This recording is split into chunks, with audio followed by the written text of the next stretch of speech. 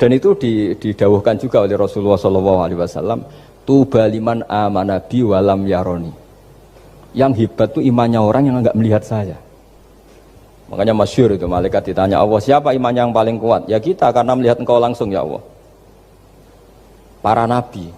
Terus tapi yang dari sekian pertanyaan itu jawab sama, yang paling ajaib adalah umat-umat Muhammad di akhir zaman, enggak menangi nabinya, juga enggak pernah lihat surga neraka, tapi iman sama saya.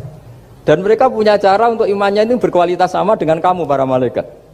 Ya diantaranya dengan cara logika tadi yang saya utarakan tadi.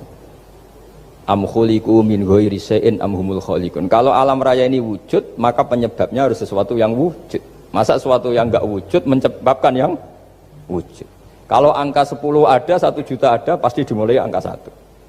Makanya nisbatusnaini wal arba'ah ila ma la nihayatalaha, itu semuanya nisbatul far'i ilal asli. Semua angka berapapun jumlahnya itu binisbat ilal wahid adalah nisbatul far'i ilal asli.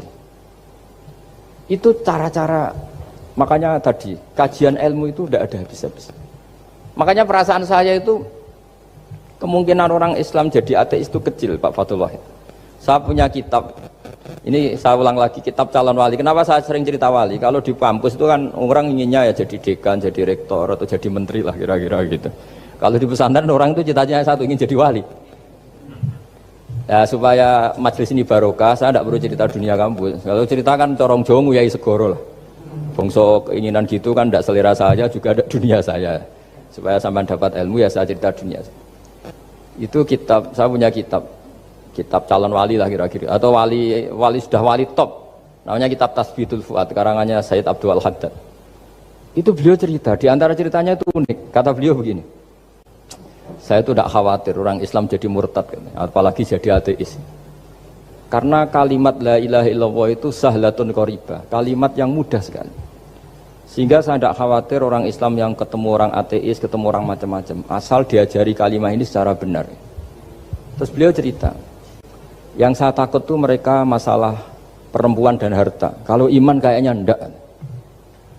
Singkat cerita yaitu di kitab seperti itu. Singkat cerita saya ketemu banyak orang yang kuliah di McGill atau kuliah di Amerika, di Jerman, mungkin di Norwegia, di mana-mana, di Australia, dan ketemu teman-teman yang di Korea Selatan juga. Mereka itu orang kebanyakan yang nyuwun sewu enggak keluarga kiai, tapi mereka enggak ada yang enggak tetap iman. Ketika saya tanya, kenapa Anda tetap iman? Padahal ada beberapa negara yang lebih stabil, lebih makmur dibanding negara yang mengklaim sebagai negara Islam. Itu cara berpikir ya sederhana. Enggak lah Gus, kayaknya kok Tuhan kok ada tanggal lahirnya? Enggak lah, kayaknya yang namanya Tuhan tuh ya awal lah. Masa pencipta langit bumi dituhani orang yang lahirnya di bumi, kayak enggak lah kayaknya. Jadi ya berpikir sederhana. Padahal ya kurang ajarnya Masya Allah. Anak ini ya dugem ya macam-macam, tapi kalau ditanya disuruh yang lain nggak mau dia. Enggak lah, kayak yang benar tetap Islam. Karena kalimat ini, yaitu tadi eksistensi Tuhan, tadi eksistensi Allah itu, la ilaha illallah itu kalimatun sahlah, kalimatun qoribah, kalimah yang begitu mudah difahami. Kenapa mudah difahami? Misalnya kita ngaji, Tuhan itu siapa? Yang menciptakan langit dan bumi. Dengan misalnya perbandingan Tuhan itu siapa? Yang lahir di bumi tahun sekian. Enak mana cara kita menerima itu? Kan keren yang menciptakan langit dan bumi. Tuhan itu siapa? Yang ada sebelum langit dan bumi. Dengan misalnya Tuhan adalah yang lahir di bumi. Keren mana? Nah, bayangkan kalau kita punya Tuhan Fir'aun. Sudah mati jadi tontonan kan, terus gak keren maksudnya punya Tuhan kok seperti itu. Nah ini yang katanya Sayyid Abdul Haddad, kalimat ini sahlatun qoribah. Sehingga kalimat ini pula yang kita dilatih, la ilaha illallah kalimatu haqqin 'alaiha nahya wa 'alaiha namut wa 'alaiha nub'ats atau wa biha nub'atsu insyaallah taala minal aminin. Nah, saya sebetulnya tadi datang itu tidak ingin menjelaskan ini, tapi tadi kata Pak Fathul Wahid, ilmu itu kalau dikaji tambah hari tambah mudah, karena perangkat untuk menemukan bulan itu misalnya enggak rata itu gampang sekali. Pakai teori pemandangan ya bisa, pakai teori gambar juga bisa. Kalau teori pemandangan tadi, kalau kita bisa melihat mobil 2 meter masih kelihatan 2 meter, itu dengan jarak berapa masih orisinil seperti itu. Tambah jauh, tambah tidak kelihatan, tambah jauh.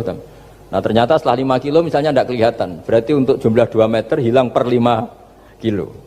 Nah berarti kalau bulan masih kelihatan segitu, berarti jarak kita dan bulan kira-kira sekian ribu kilo itu bisa dihitung, itu tanpa teknologi. Makanya sebetulnya teknologi itu nyumbang itu nggak sampai 30%. Yang paling banyak ya sains tadi, pengetahuan itu yang kayak tadi orang menemukan pesawat itu kontribusi terbesar tetap pengetahuan. Misalnya pesawat dari bahan ini kalau kecepatan sekian kena angin pecah enggak, tetap pengetahuan yang menopang itu. Teknologi kan paling mengantar supaya pesawat kecepatan sekian didorong mesin sekian dengan apa begitu.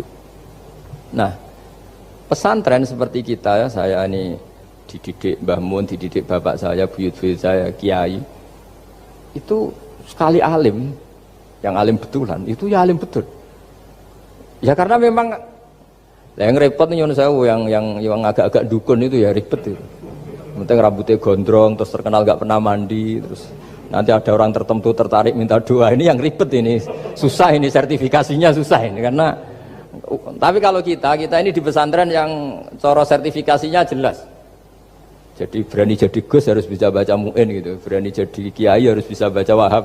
Aturan mainnya jelas kalau di ini. Yang repot tuh yang sebagian itu aturan mainnya tidak jelas. Terus promosinya itu pernah datangi menteri loh, pernah datangi wahai ribet kalau ukuran keren tuh didatangi apa? Menteri atau pejabat. Saya teruskan ya, karena ilmu itu harus menyelamatkan kita sampai di depan Allah Subhanahu wa Ta'ala. Nah, ketika kita menyifati Allah itu az-zahir, zat yang begitu jelas.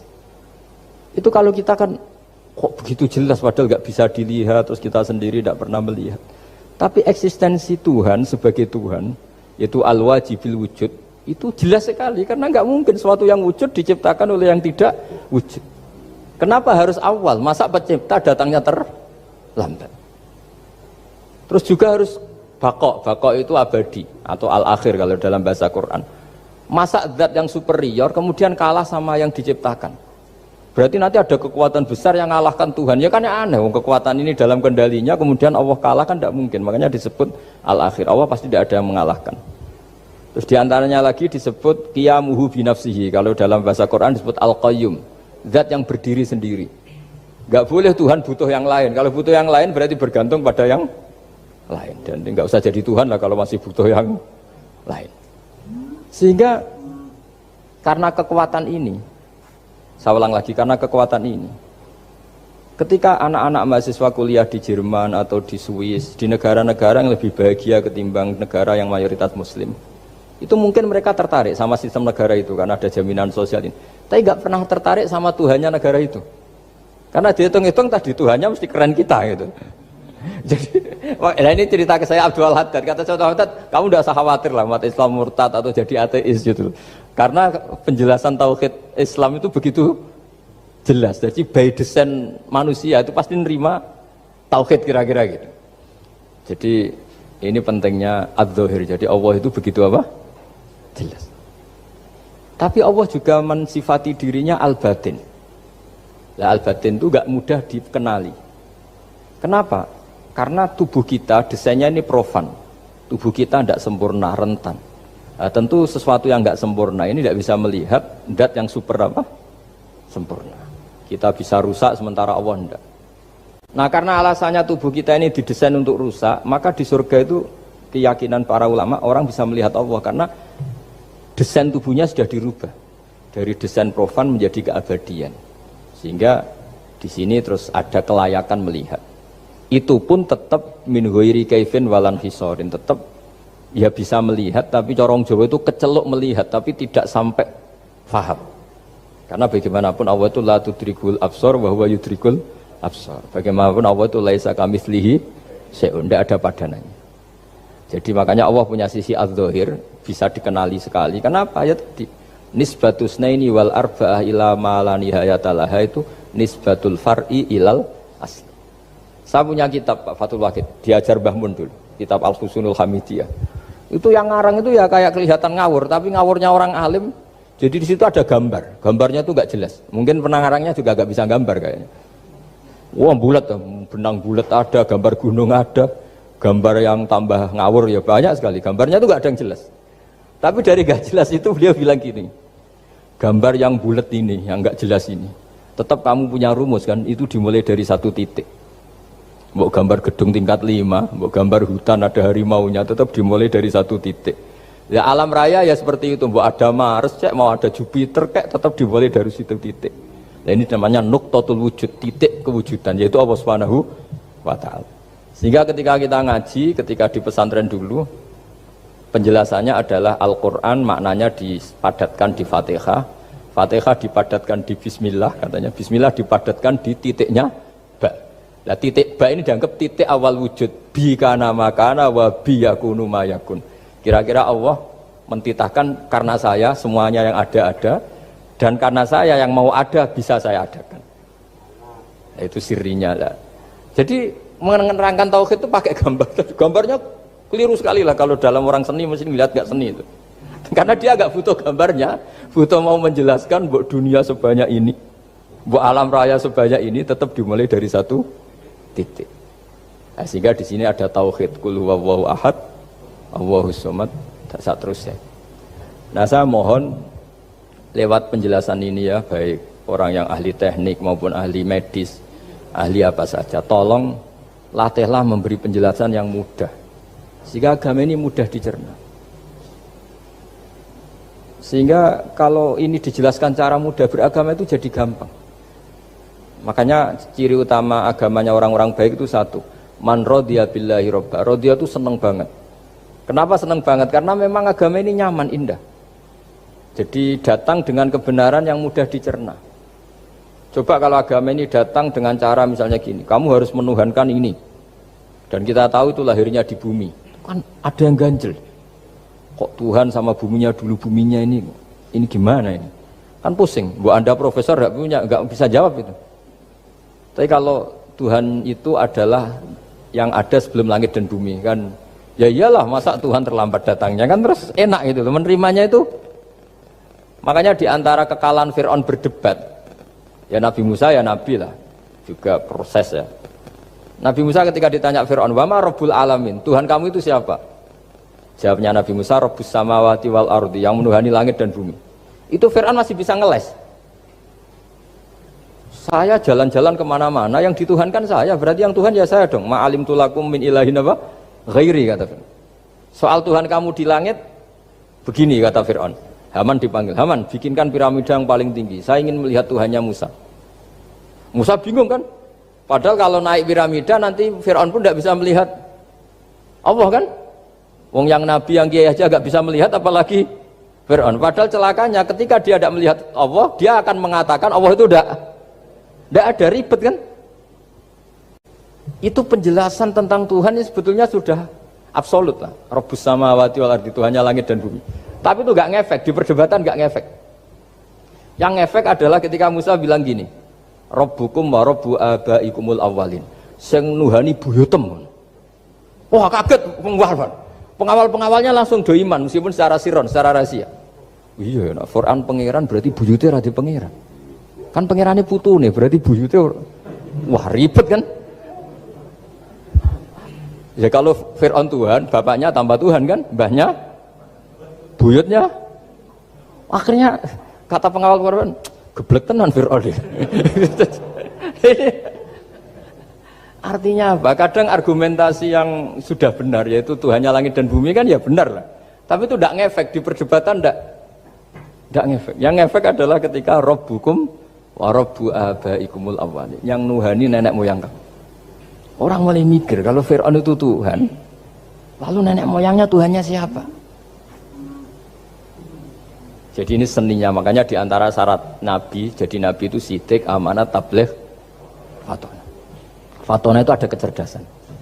Dulu Nabi ya sering dibully, jangan kira Nabi itu enggak sering dibully, sering juga Pak Rektor.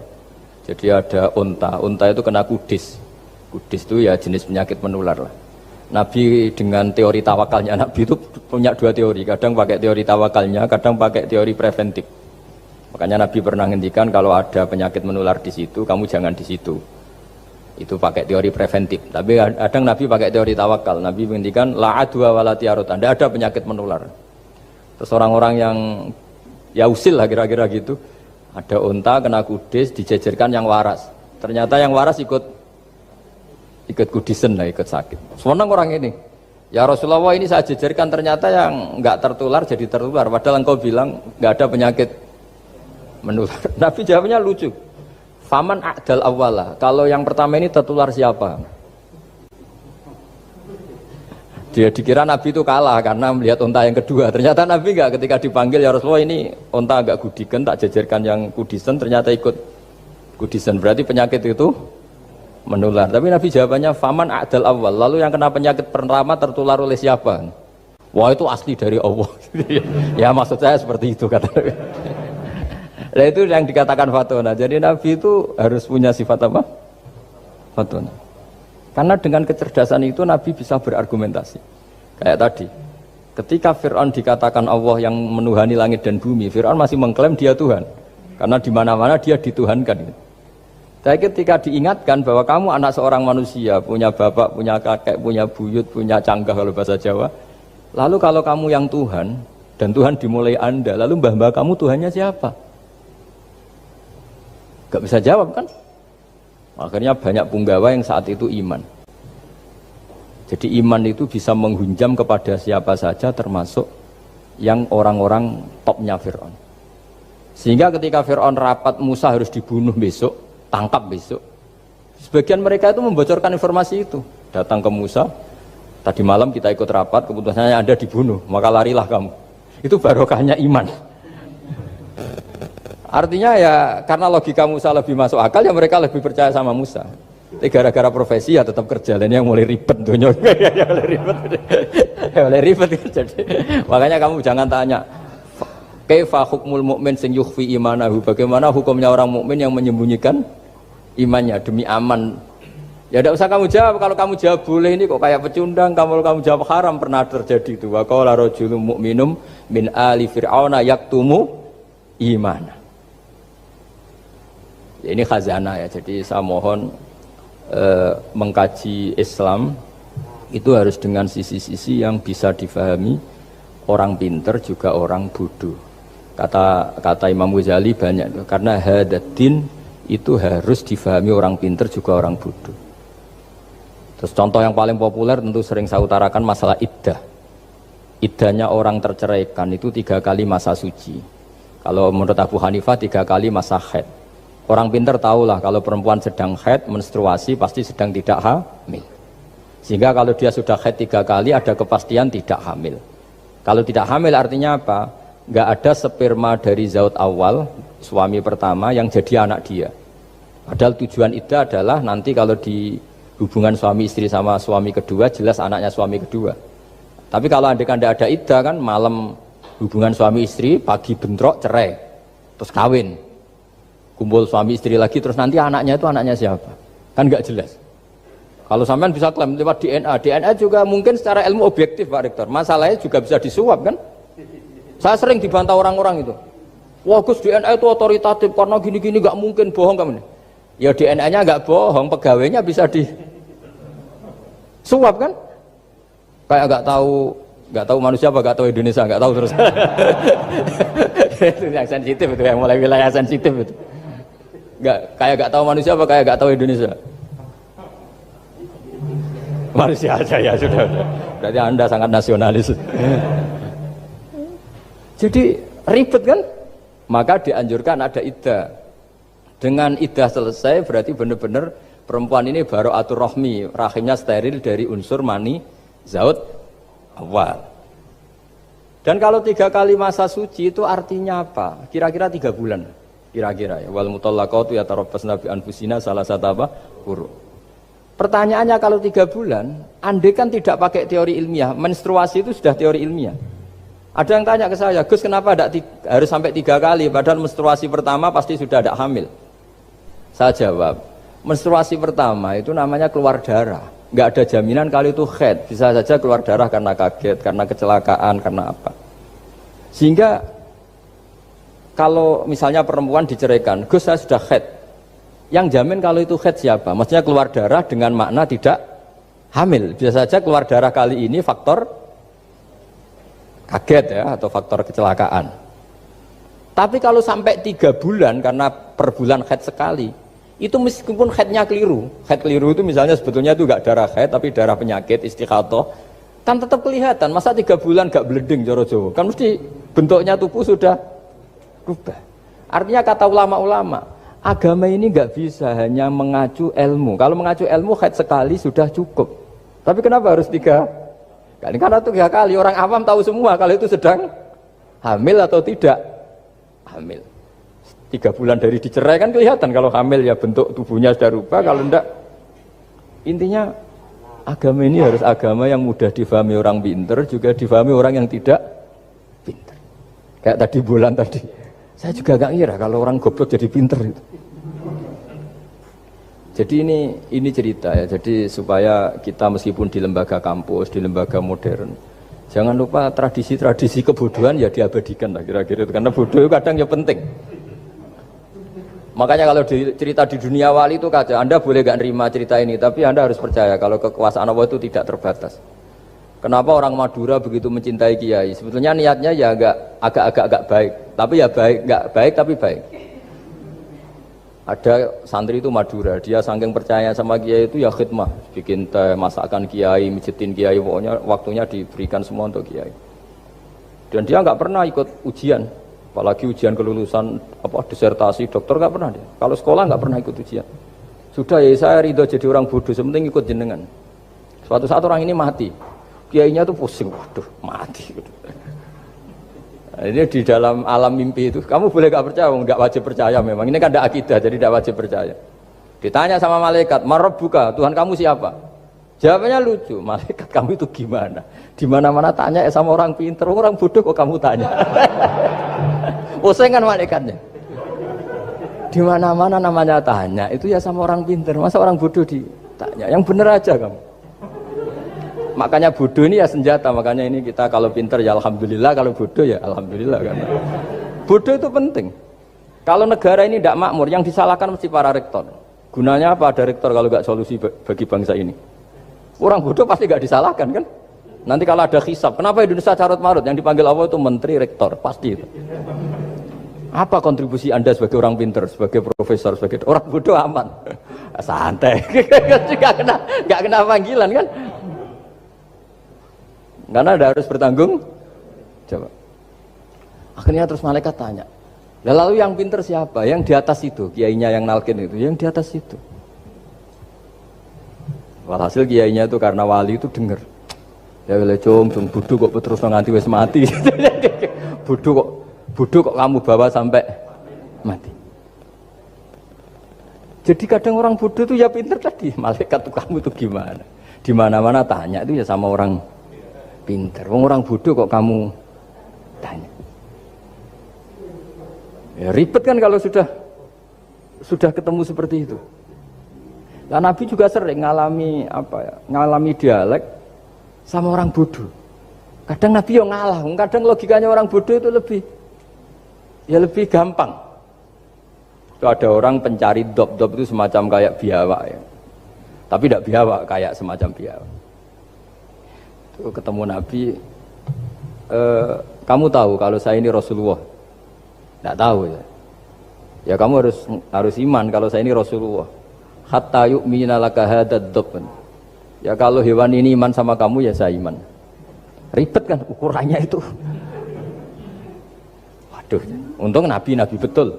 Terus Nabi tanya, "Dok, kamu tahu kalau saya Rasulullah?" Terus Dobnya saat itu bisa bicara asyhadu annaka Rasulullah, terus baru iman. Imannya tanya, "Kenapa kamu iman sama Rasulullah?" Hewan aja tahu kalau dia Nabi apalagi manusia. Sehingga di masyhur itu di acara-acara kita kalau wadhabbu wal ghazalah yasyadani laka bir risalah itu wadhabbu wal ghazalah yasyadani laka bir risalah. Sehingga nah kekeliruan kita, saya sering ngomong di mana-mana, matur di mana-mana. Masyarakat Indonesia mayoritas ya tetap yang enggak pinter. Orang Islam mayoritas yang enggak pinter. Lalu orang enggak pinter ini diabaikan sehingga mereka tidak jadi energi yang luar biasa untuk mengawal Islam atau mengawal Indonesia. Itu keliru menurut saya. Menurut saya orang-orang yang nggak pinter pun tuh punya nurani. Zaman kita dijajah Belanda, itu tidak semua orang rektor, tidak semua orang profesor, tidak semua orang kiai, tidak semua orang alim. Mereka orang-orang yang nggak terpelajar, tapi tetap tahu caranya melawan apa?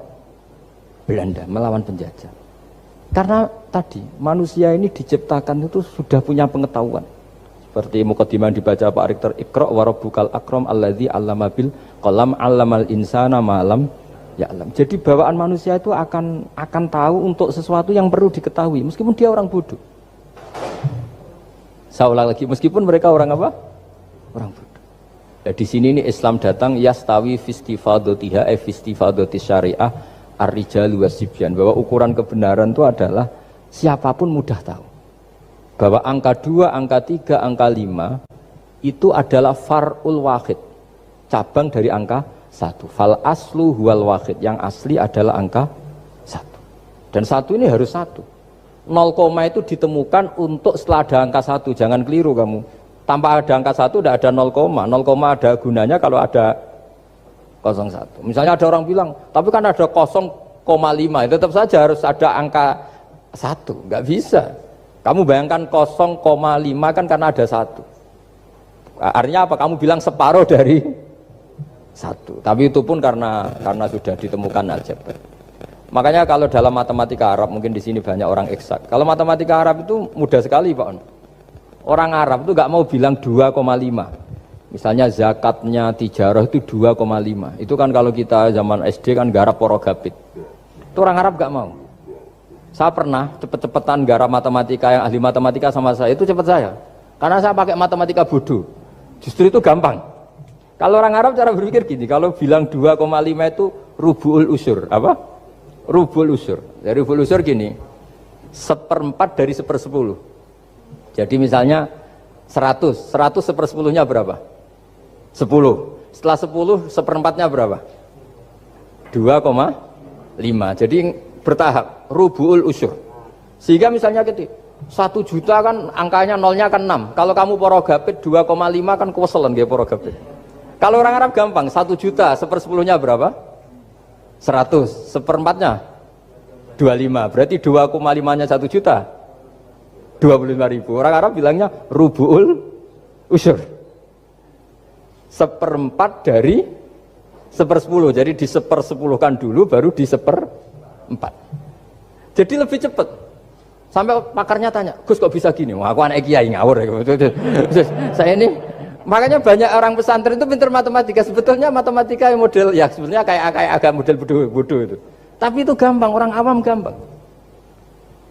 Kalau kita kan enggak, misalnya zakatnya zuruk, zakatnya tanaman itu 1/10 atau 1/20. Kalau orang Arab enggak mau 1/10 atau 1/20. Berarti kalau 100 ton atau 100 pintal berarti berapa? 10 atau 5 kan? 1/10-nya 100 berapa? 10. Kalau 1/20-nya 5. Kalau hitung-hitungan di fikih zakat orang modern kan 1/10 atau 1/20. Kalau orang Arab nggak mau bilang gitu. Zakatnya zuru itu al-usur 1/10. Berarti per 100 ton misalnya 10. Atau nisful usur, separuh dari 1/10. Jadi nggak mau bilang 1/20. Usur atau nisful usur. Gampang mana coba? Ya kan, usurnya kan 10. Kalau nisful usur 5 atau 1/20. Daripada gawe porogapit, wah seruat. Jadi kita ini yang kelihatan goblok matematikanya ya pinter juga gitu. Meskipun juga tetap goblok karena ada nekuni gitu. Sehingga di pondok itu ya dulu diajarkan faraid, falak itu ya gampang sekali karena memang hitungan Arab gitu. Kalau bilang 2/3 itu sulusani apa? Jadi 6. 2/3-nya 6 berapa? 6 sulusnya berapa? Sepertiganya 2. Nah, 1/3 itu 1/3 2 kali. Berarti berapa? 4. Ya, 6 itu 2/3-nya kan? Pokoknya bahasa Arabnya sulusan. Kalau orang terjemahnya berapa? Kalau orang 2 kali 1/3 apa? 2/3. Sulusan itu 2/3. Nah, itu kalau orang Arab bilang enggak 2/3, sulusani. 1/3 2 kali. Jadi 6 di 1/3 dulu 2. Nah 2 itu 2 kali. Berarti berapa? 4. Jadi itu. Nah Quran itu ya kira-kira gitu. Jadi kelihatannya goblok, tapi itu pinter itu. Yang porogabit kelihatannya pinter tapi tidak pinter. Ukuran orang pinter yang mempermudah yang sulit, jangan mempersulit yang mudah kan itu. Makanya saya bilang ini yang pinter yang mana itu. Nah, saya kembali lagi ke tadi. Jadi agama ini datang dengan sebegitu mudah. Sampai matematika yang katanya sulit itu matematika Islam itu mudah sekali karena tadi. Misalnya kalau 1 miliar zakatnya 2,5% berapa? Kan pusing kan? Tapi kalau kamu pakai teori rubul usur 1 miliar, usurnya 100 juta. Seperempatnya 25 juta. Berarti per 1 miliar. Gampang mana coba sama ngomong itu? Nanti ada yang nyeleduk gampang kalkulator Gus. Ya ribet lagi kan kalau kalkulatornya pas hilang. Atau pas dipakai anaknya belajar daring, ribet kan HP-nya. Jadi ini cerita ya, jadi seperti yang dikatakan Pak Rekro tadi, sebetulnya ciri utama ilmuwan atau ulama atau profesor atau dokter itu usahakanlah yang mudah itu, yang sulit itu menjadi apa? Mudah. Yuridu wa bikumul yusra wa la yuridu bikumul usra. Sehingga kata Imam Alamudi, dia menjadi wali besar itu justru karena belajar tauhid. Yang dari belajar matematika tadi, dari matematika dia tahu bahwa angka berapapun jumlahnya itu binisbat ilal wahid, itu semuanya nisbatul far'i ilal asli, semua itu cabang dari satu. Alam ini kayak apa besarnya, apa Mars, ada Jupiter, tetap semuanya nisbatnya ke Allah adalah nisbatul far'i ilal asli, semua itu diciptakan oleh pokok yang